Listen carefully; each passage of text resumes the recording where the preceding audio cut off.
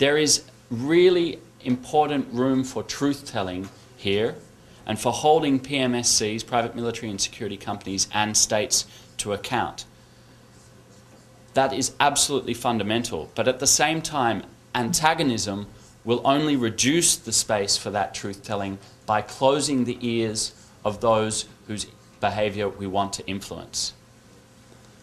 So above all, what I'm really issuing you with today is a kind of a call to arms to tame the dogs of war, to find new leashes to put on the dogs that have escaped the very careful mechanisms of democratic control of armed forces that we've constructed over the last few hundred years.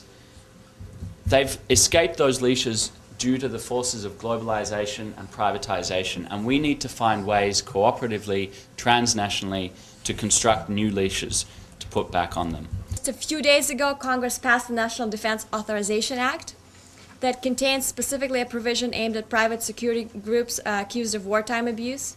So one provision calls for an establishment of an independent bipartisan commission on wartime contracting, and the other is a provision that extends whistleblower protections to employees of defense contractors. Now, with the passage of this bill, President Bush issued a signing statement. I don't know how many of you know. It's been a practice of this administration where it's basically said that he will not follow the law with respect to these two provisions and two others not relevant to contractors on the grounds that they purport to impose requirements that could inhibit the president's ability to carry out his constitutional obligations to protect national security. There's also this broader issue of PMCs effect on democratic participation of the affected populations. You know, the populations, and now I'm talking both about populations in the host state, but also populations in the funder state, the electorate. They're the strongest drivers behind the political force. And so if they don't understand the PMC phenomenon, if they don't feel it, then there's nothing is going to happen on the government level too.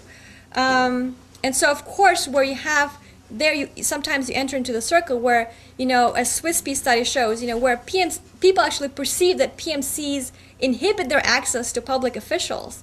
So there's this very active kind of impact on the ability of the population to participate in the democracy, to participate in this discourse. That's a problem. And so we need, I feel like there needs to be more both academic research, but also efforts on the part of the civil society to kind of address this phenomenon.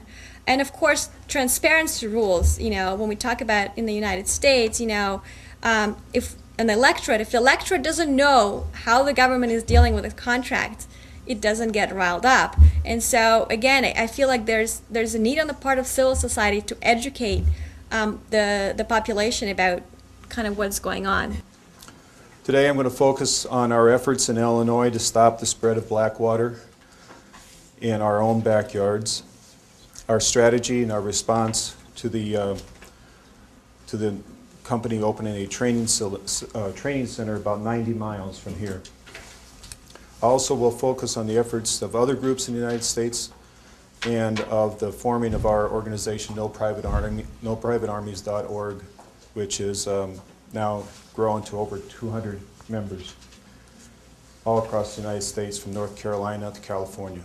I also look at some of the patterns and parallels to the international, there are patterns and parallels that on the international level and how they play out on the local level and what they look like at the grassroots level. And I also share some legislation that's in the House and in the Senate right now in the United States. And so one of the things when we try to look at political will is why that political will is not there, for why these bills don't go through the House or go through the Senate, is because, of course, the representatives aren't really representing the people. The representatives are representing the money interests, they're representing the private companies, the multinational companies, because that's who pays for their campaigns, that's who pays for their funding to get into the House or into the Senate. So I think one thing we have to realize that has come out over and over throughout the conference is that at the root of all of this, at the base of this whole issue of private military companies, is the issue of profit.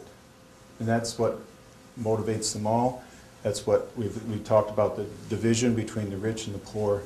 I want to make a reference of these transnational security companies that do not hesitate to utilize the aims of humanitarian not-profit organizations to advertise their activities. And one of such companies recurrently puts an ad in the Journal of International Peace Operations in relation with its activities in Afghanistan, Somalia, Congo, Bosnia, Sudan, and Iraq.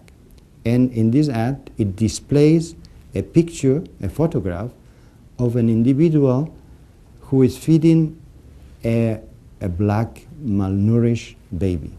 It has to be a black, malnourished baby, with the following message, and I just quote because I don't want to be misquoted. Through selfless commitment and compassion for all people, and now you can just guess which is this company, this private organization or this company, works to make a difference in the world and provides hope to those who still live in desperate times. So if you haven't guessed who is the organization, I can give it to you. It's Blackwater.